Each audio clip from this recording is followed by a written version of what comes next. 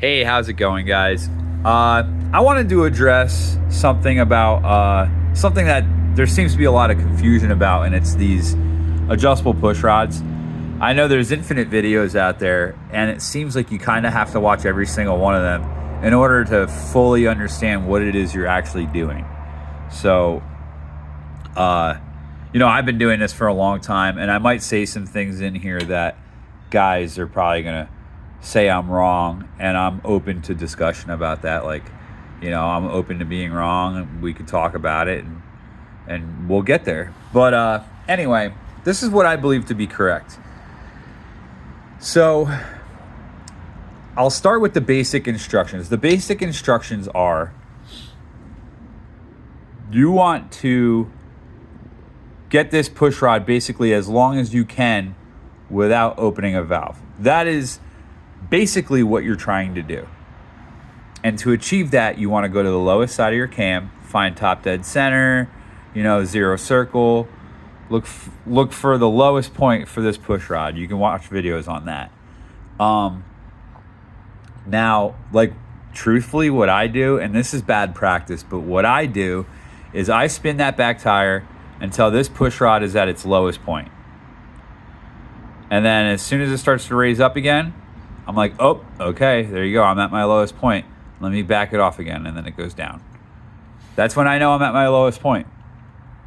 And then from that point on, I'm going to lengthen this push rod as far as I can go by hand. Do not use wrenches. Just do it by hand. And then you'll start to feel some tension. And then you're like, okay, cool. I've got tension on this. I can, at that point, you want to lengthen this push rod, and this only applies for S&S quickies. 4 turns.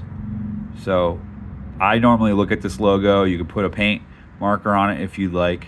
Lengthen it 4 turns. And then you're not going to be able to spin this by hand, and not easily anyway. So let me explain how this works. Inside your tappet block here, you've got hydraulic lifters. Those hydraulic lifters, it's a steel cylinder with a spring and some oil in there. And there's a little hole in the side of that cylinder. When you're lengthening your push rod, you've got your valve springs your valves are now opening up, and it's using spring pressure to push that push rod down against this hydraulic lifter. And it's going to slowly squeeze all that oil in there out that little hole. And that takes about 15-20 minutes. After 20 minutes, you should be able to spin this with your fingers pretty easily. And then that's all it is, because this is what you're trying to do. What you're trying to do is, the anatomy of your hydraulic lifter is, it's got oil inside of it and a spring, and there's a hole in the side that the engine will feed oil to it and relieve oil tension as it needs. The reason why they're designed that way is when your engine gets hot, it will get taller. The metal will expand, but obviously your push rods are one height, so that lifter is going to fill up with oil and take up that room. So essentially it's going to lengthen your push rod for you, so it's going to fill with oil and reduce oil as it needs. On a cold engine, your lifters they can be fully compressed when you're adjusting this. And I know guys are probably going to say something about that, but truthfully, your engine, these push rods are at their shortest throw when it's cold. And then when your engine gets hot is when they need to expand. And that's what that lifter is going to do. So that's what helped me understand what it is I'm actually doing. So let's go to scenario 2. And because I had someone call me and tell me about this. And I have yet to see a video of anyone explaining this. Okay, scenario 2. All right, hey Kev, I adjusted these push rods But I'm still not confident I did it right. I'm not sure. I lost count. I don't know if I actually did 4 turns. I don't even know if I was fully seated. Blah, blah, blah. Well, now you're in a different situation because those lifters are most likely not going to expand the same way they were when you originally started. So here's what I would do. Think about what I said. You want to bottom out that lifter, and you want that valve to be closed, and you want no slop. How you're going to achieve that is lengthen this out again. Maybe do a turn or 2, and then wait 20 minutes.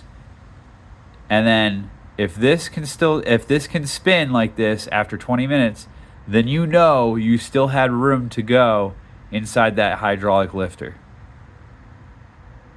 But you don't know how far in you went with it. So maybe expand it a little bit longer. Extend this out. And then wait another 20 minutes. And at that point, if you can't spin this, even after waiting 20 minutes, then you know that hydraulic lifter is completely compressed and your valve springs are still putting tension on this push rod. So what I would do at that point is I would shorten this up, and you'll feel that valve let loose. It'll relieve tension off this push rod, and then all of a sudden it'll be like boop, you can spin it. And then at that point I would tighten up my jam nut. You're good to go, because you basically achieved what you're trying to achieve. You want those valves to be sealed shut, and you want that hydraulic lifter to be bottomed out. Maybe go a little bit in, so that way there's some cushion room in there, but you want to be at least very close to bottomed out on that hydraulic lifter, because this engine will never get shorter. It'll only get longer when it gets hot. So you don't need that lifter to go down any further. Hopefully that helps some people out. But like I said, if you got a problem with what I said, like that's totally fine. Like, I could be wrong. This is what I believe to be true, but I am never done learning. I've been working on, engines for a long time.